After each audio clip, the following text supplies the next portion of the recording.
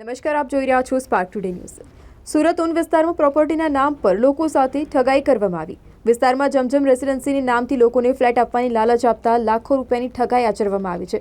ભોગ બનનાર લોકોએ ઇન્ટરનેશનલ હ્યુમન રાઇટ્સ પ્રોટેક્શન કાઉન્સિલનો સહારો લેતા સુરત શહેર પોલીસ કમિશનર સુધી મામલો પહોંચ્યો છે.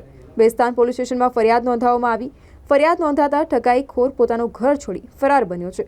पुलिस તેને પકડવા માટે चक्रों गतिमान કર્યા છે. उन विस्तार में जमजम रेसिडेंसी के नाम से अयूब भाई इकबाल भाई मिस्त्री ने हमारे पास से थोड़े थोड़े करके 85 लाख रुपए लिए हैं और 7 फ्लैट देने का कहा था और अभी तक ना तो उन्होंने फ्लैट दिए हमको और ना ही हमारा पैसा रिटर्न किया.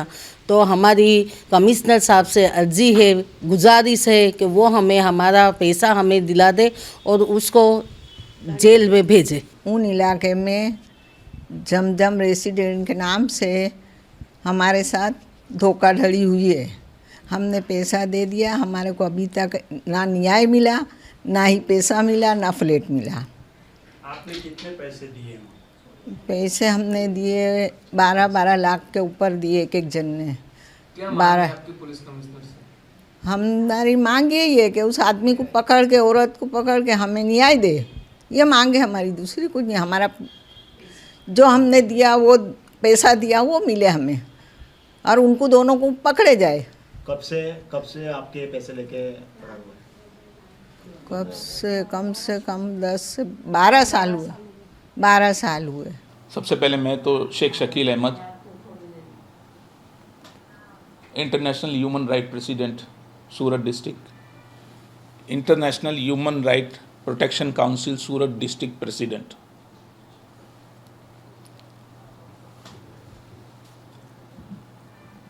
सर, क्या मामला है? मामला ये है कि मोहम्मद अयूब खान इकबाल खान मिस्त्री उर्फ़े अयूब मोइल और उसकी पत्नी शहनाज बानू मोहम्मद अयूब खान मिस्त्री, ये दोनों जमजम रेसिडेंसी नाम से शालीमार ब्रिज के उस तरफ रेलवे फाटक के बाजू में ऊन में 2012 में एक प्रोजेक्ट बनाने का लोगों को झांसा दिया.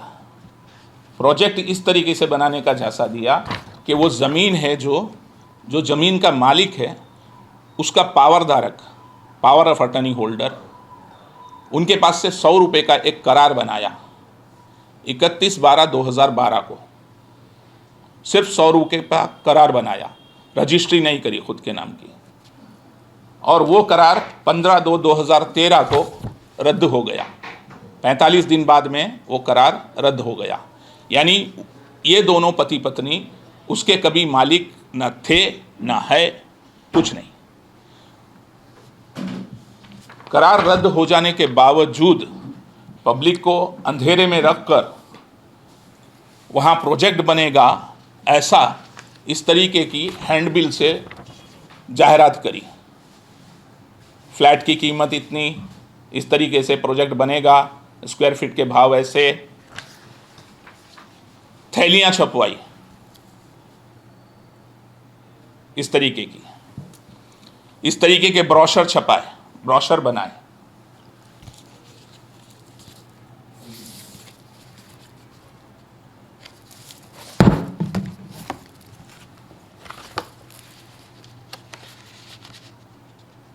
ऐसे ब्रोशर बनाए, सीढ़ियां बनाई,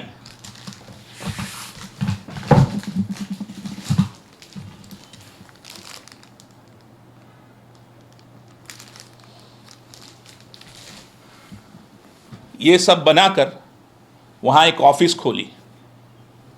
वहाँ ऑफिस खोलकर लोगों के पास से वहाँ फ्लैट और दुकान, बड़ी बड़ी हाई राइज बिल्डिंगें बनेंगी और दुकानें बनेंगे नीचे, बच्चों के लिए गार्डन बनेगा, मुसलमानों के लिए बहुत अच्छी सोसाइटी बनेगी, और हमारे धर्म के पाक नाम जमजम, जिस पे लोग आंख बंद करके भरोसा करते हैं, जमजम इतना पाक नाम है, वो पाक नाम के सहारे लोगों के पास बुकिंग करके पैसे ऐंठे सारों के पास से.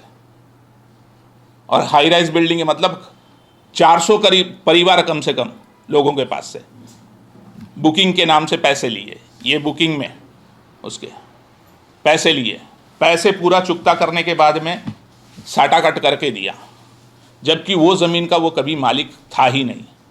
उसके बावजूद साटा कट करके दिया, देने के बाद में 2015 तक वहाँ कोई एक्टिविटी हुई नहीं। जो थोड़ा बहुत बांधकाम हुआ था वो भी डिमोलेशन हो गया। वो डिमोलेशन हो जाने के बाद जब पब्लिक गई उसके पास से पैसा मांगने के लिए, तब उसने लोगों को चेक साइन करके दिए। वो चेक लगभग जिन जिन को दिए हैं वो सारे चेक रिटर्न हुए हैं, और वो रिटर्न चेक के आधार पे ये सारी जितनी है, ये रिटर्न चेक के आधार पे लोगों ने फरियाद करी, और फरियाद में ट्रायल चला 2 साल 3 साल जितना भी चला। चलने के बाद में सारे ये सूरत की अलग अलग कोर्टों से इसको सज़ा हुई है।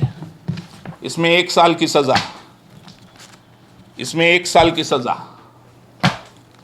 इसमें 1 साल की सज़ा, ये इसमें 1 साल की सज़ा, ये इसमें 1 साल की सज़ा, ये इसमें 6 महीने की सज़ा।